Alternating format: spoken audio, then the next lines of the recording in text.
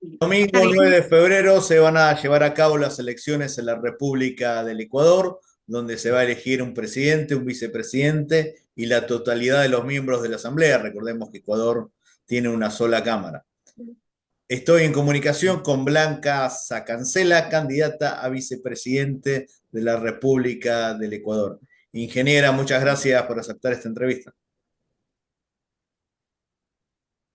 Gracias a ti, un gusto estar con ustedes.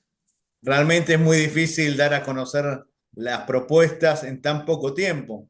Si bien Ecuador es un territorio pequeño, pero está muy subdividido, muchas provincias, muchos municipios, muchos cantones. ¿Qué nos puedes decir de cómo se está haciendo la campaña electoral en cuestión de tiempo, de muy pocos días para la elección presidencial? Intensificando y usando las herramientas, apoyándonos mucho en las redes sociales para extrapolar hacia la audiencia a todos los sectores, pero también combinando con la visita al territorio. Visitar, recorrer el país, visitar el Ecuador, entender que no son dinámicas aisladas con lo que tal vez vivieron otros países de la región, te permite tener una claridad de cómo poder aterrizar una posible política pública en el caso de gozar con el voto popular. Eso es importante. El territorio no hay que visitarlo solo en campaña, sino cuando ya eres gobierno y cuando ya tienes la oportunidad de poder tomar decisiones. Ecuador debe ser un país muy complicado para gobernar. Yo estoy en Bolivia y veo que está La Paz, que es Occidente, y el Oriente, que es Santa Cruz, las dos ciudades más poderosas. Ustedes tienen Quito, de donde eres oriunda, y Guayaquil. Son dos realidades diferentes, la sierra, la costa. ¿Cómo se puede unificar criterio y trabajar respetando las tradiciones, las costumbres y las particularidades de cada región? Recordemos que también está la Amazonía y la zona insular, que es la isla de Galápagos. Justamente eso te iba a decir, nosotros tenemos cuatro, la sierra, la costa, la Amazonía y nuestras islas Galápagos. Ecuador es un país muy rico, el Ecuador es un país que tiene mucho potencial, el Ecuador es un país que es diverso y que puede ser un tanto conflictivo precisamente por las organizaciones políticas que han tenido la oportunidad de liderar al país y han gozado con el voto popular para hacer fuerza en el Parlamento. Pero eso es lo que necesitamos cambiar.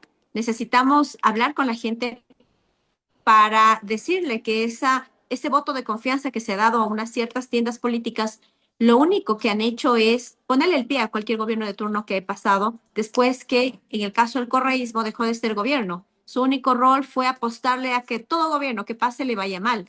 Lo mismo, por eso se tuvo que llegar a cruzada y motivo por el cual incluso no se permitió en su momento que un ex candidato a la presidencia llegue con la gran aceptación que tenía e incluso fue asesinado en el camino.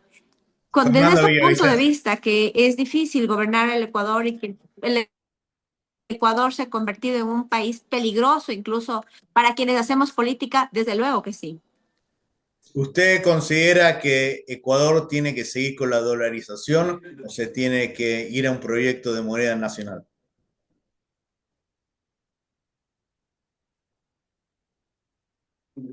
Nosotros creemos que el Ecuador ha fortalecido su economía desde que ingresamos al sistema de la dolarización. Creemos que eso nos permite poder sostener al menos en algo una débil y golpeada economía.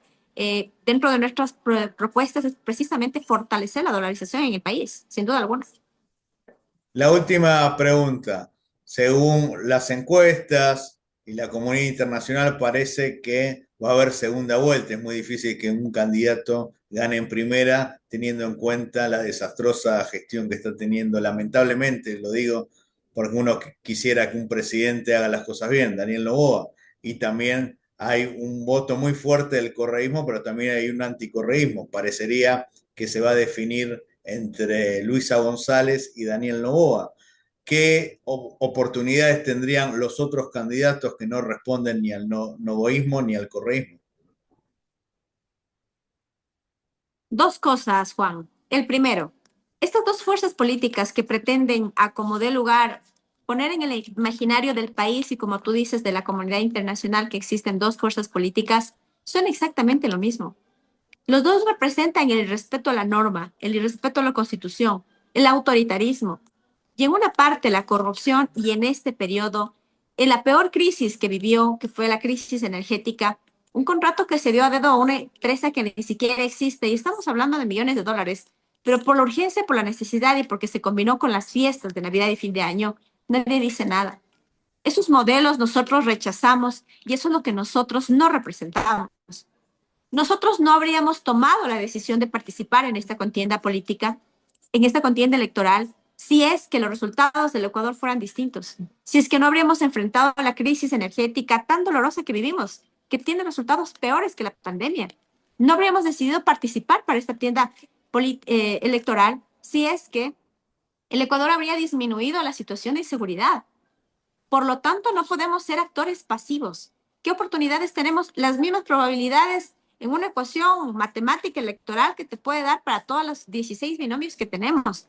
Con más menor porcentaje tal vez de intención de voto, sí, porque la gente no ha decidido su voto en el Ecuador.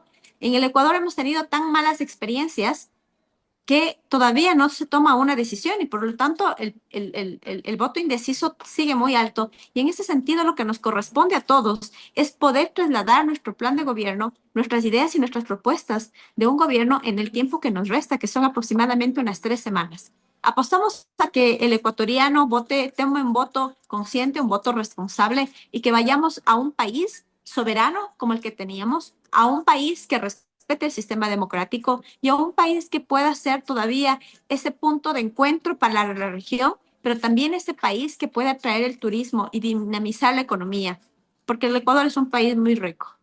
Muchísimas gracias, muy amable. A ti, gracias a la orden. Para más información, por favor, suscríbanse a mi canal de YouTube.